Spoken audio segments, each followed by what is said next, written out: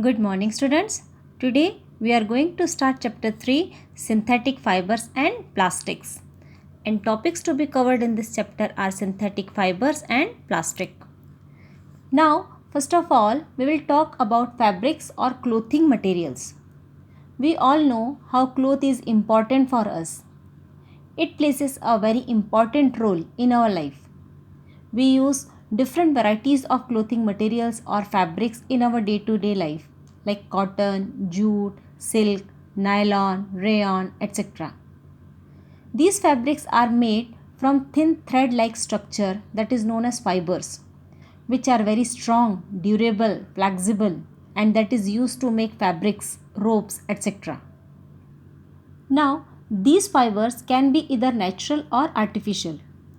The natural fibers are jute, cotton, silk, wool, etc. because they are obtained from plants and animals. On the other hand, the artificial or synthetic fibers are made by human beings with the help of chemicals. For example, nylon, acrylic, polyesters, etc.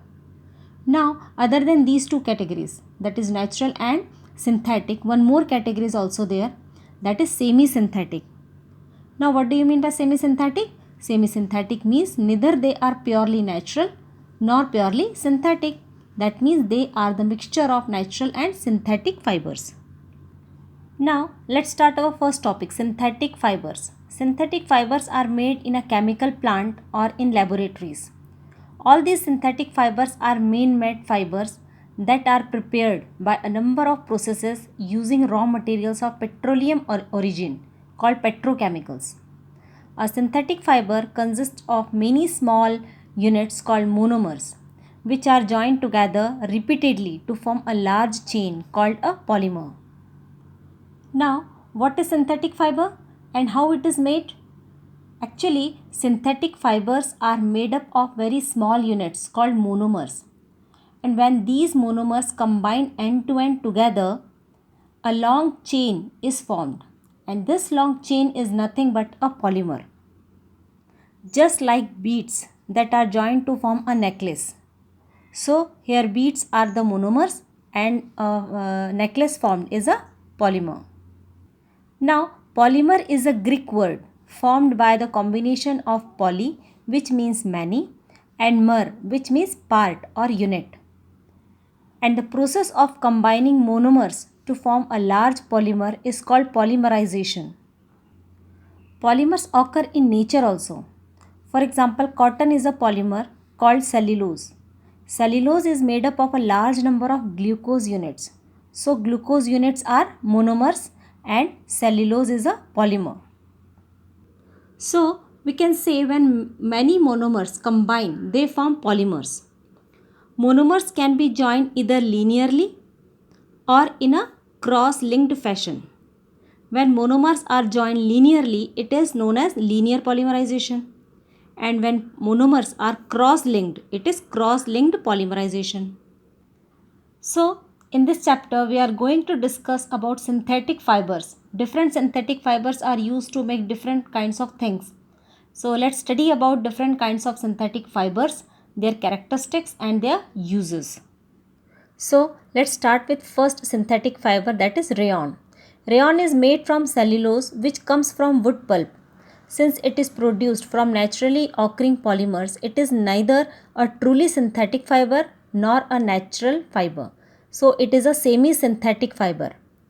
Rayon resembles silk, so it is also known as artificial silk. It contains the chemical elements such as carbon, hydrogen and oxygen. Now, what are the characteristics of the rayon? First, it usually has a high luster, which gives it a bright shine. Second, it is cheaper than silk.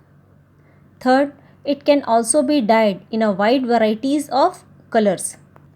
Rayon as a cloth is soft and comfortable and it absorbs sweat. Now, uses of rayon. Rayon is mixed with cotton to make bedsheets or mixed with wool to make carpets. It is used to make apparels such as black jackets, tracksuits, shirts, saris and many other home furnishing items such as blankets, tablecloths, sofa covers, etc. It is also used in industries to make tire cord and medical surgery products.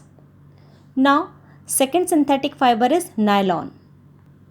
Nylon was the first true synthetic fiber ever made.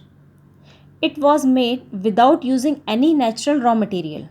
It was prepared from coal, water, and air. Now, what are the characteristics of nylon?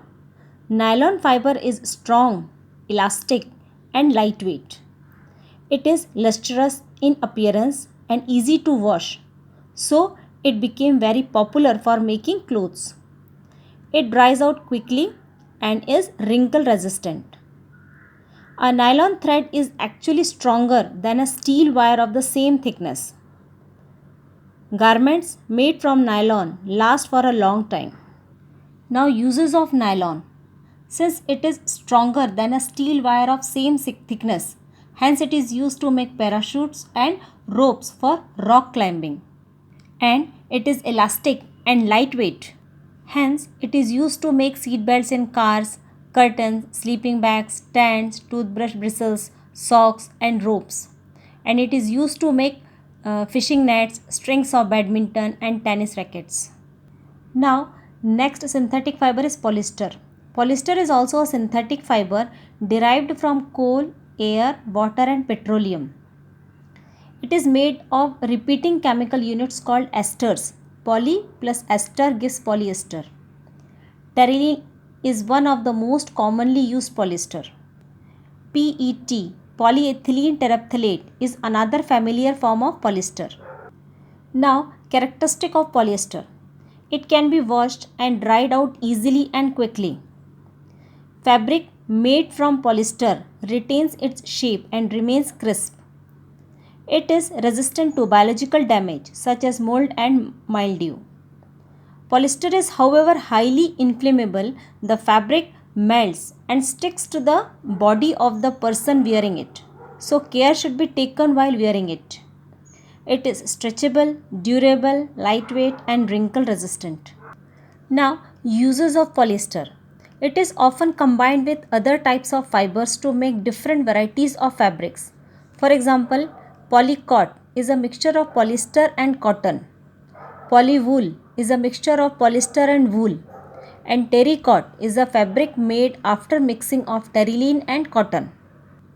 It is used in the manufacturing of ropes, nets, thread, sails, raincoats, jackets, quilted garments, and home furnishings like bedspreads, pillows, carpets, and curtains.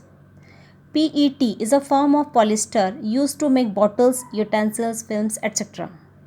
Now, next is acrylic. Acrylic fibers are also known as Orlon or acrylane. Since acrylic resembles wool, so it is also known as artificial wool or synthetic wool.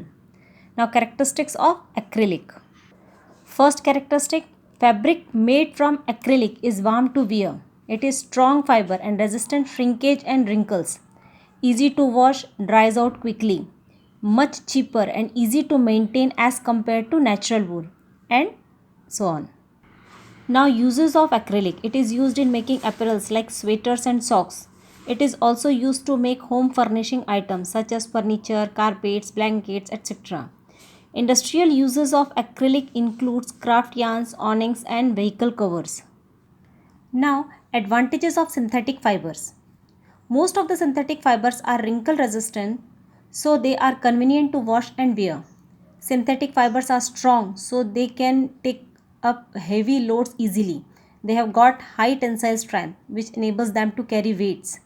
They have great elasticity, and that's why they can easily stretched. They are less expensive when compared to natural fibers and are easy to maintain. They are readily available more than natural fibers.